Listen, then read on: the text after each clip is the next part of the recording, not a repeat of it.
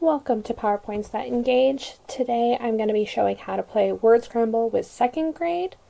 This is just an example list showing the Unit 1 Lesson 11, the start of the second grade word lists.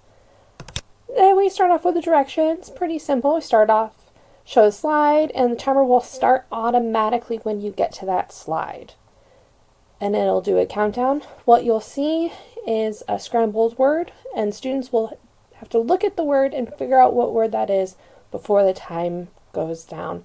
I typically use whiteboards, but paper's okay too.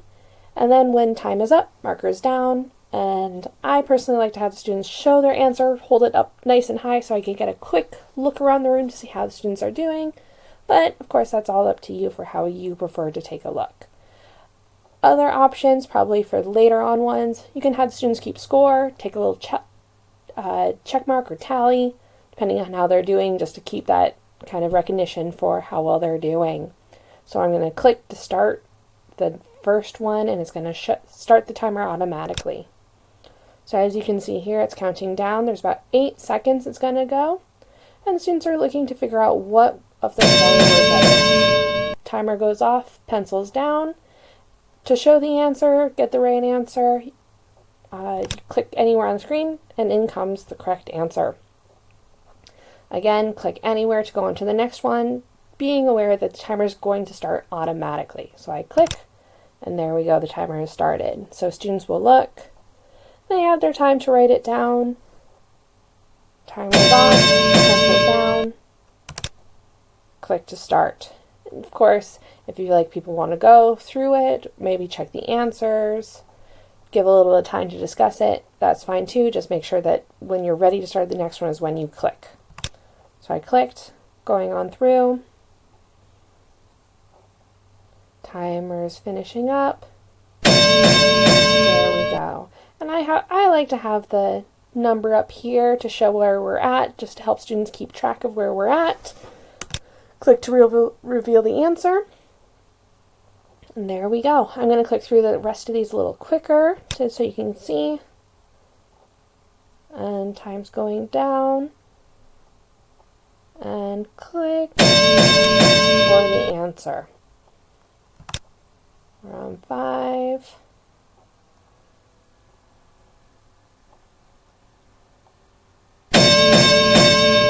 There we go. I'm just going to go ahead and escape here.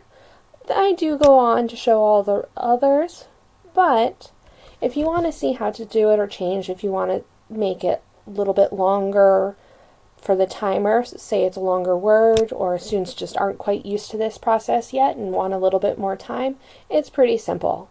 So if you're on the home screen, not quite sure where to go, you look up top, find animations.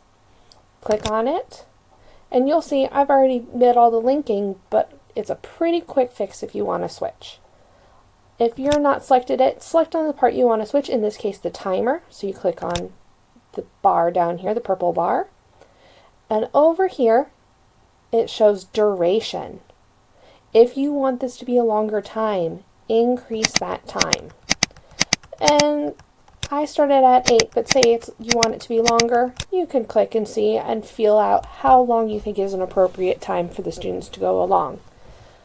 Major note here, if you change this time, you're going to want to change the time for the clock. So for that, I was clicked already on the bar. This time I'm going to click on the clock. So I clicked on the clock, and so if you see here where it says delay, if you put the bar here for 13, you want your delay to start 1 second before that time is up. So if your bar is at 13, you want to put your delay at 12. And you can just highlight and enter in 12, and it'll automatically do it for 12 seconds. So you can see if I click in, there you go, 12 seconds. So say if you want it at 9 seconds, you'd switch the clock to start at 8. Just a personal preference for me. I like the clock to start 1 second before it's up, so that way it's clicking right when the time is up. And so they match. But that's just personal preference, and also you'll know what's right for your class if you want it to be longer or shorter. Of course, with the longer words, give the students a little bit longer of time. Also, if you feel like you need to add in more words, it's another pretty simple thing. All you need to do, click on any slide. I typically do the end so I'm already there. You can right click, copy, or Control C. I do Control C, but Control C, and Control V for paste, or right click, paste.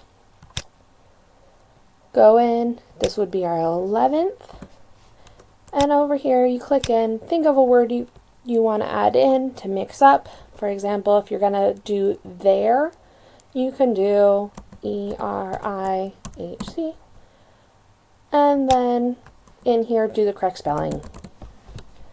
And there you go, you're all ready for your 11th one. So you can really personalize these to make it really match your class, so that you can review, make them as long or short, or add in extra words, or if the students are struggling with some words, add it in so that they're seeing it a little bit more frequently.